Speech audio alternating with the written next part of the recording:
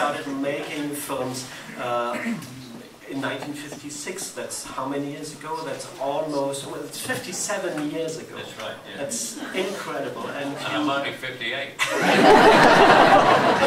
in that time you made 150 films. That's almost 3 films a year. Yeah. How do you do that? Well, for a start, you play very small parts like I did. I was very young, and I could do 3 films in a week because I only was. So if you look up in Google, you'll see all these films. But I mean, some of the titles I can't remember being in the film. I would be the butler who came in some scene and said dinner is served. I was very often the policeman at the end who came and took the gangster away after the hero had found him in 2 hours, you know. So, but I've only been in about 80 films where I played the leading part. Okay, that's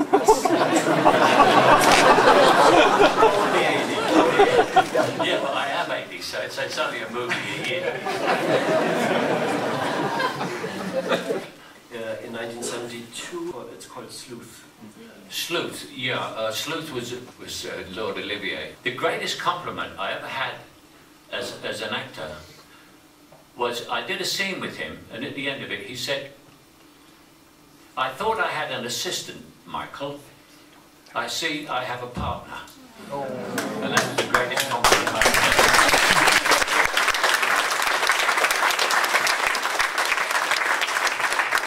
I think even the credits try to trick you. Oh yeah. Because it says starring Laurence Olivier, Michael Caine, and Maurice Micklewhite. So, which is me. With Maurice Micklewhite. That's my real name, Maurice Micklewhite. They said to me, "Why did you change it?" I said, "There was already another Maurice Micklewhite in the business." Can you imagine signing autographs, Maurice Micklewhite? Michael Caine is so easy.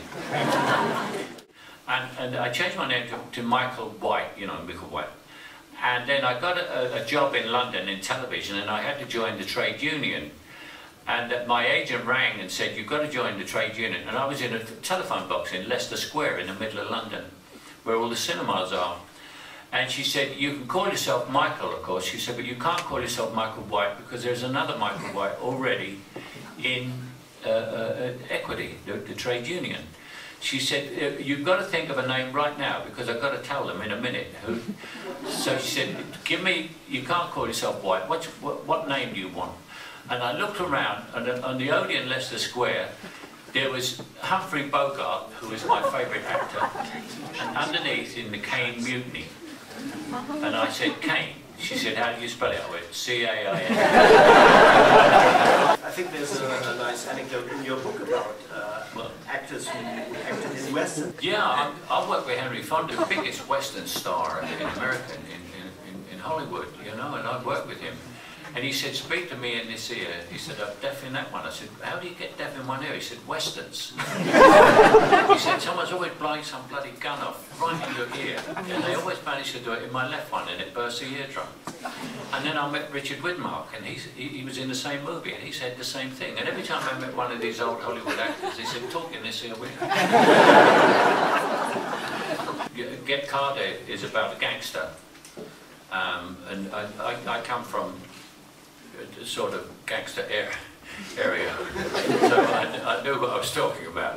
And some of my uncles were less than kind, shall we say.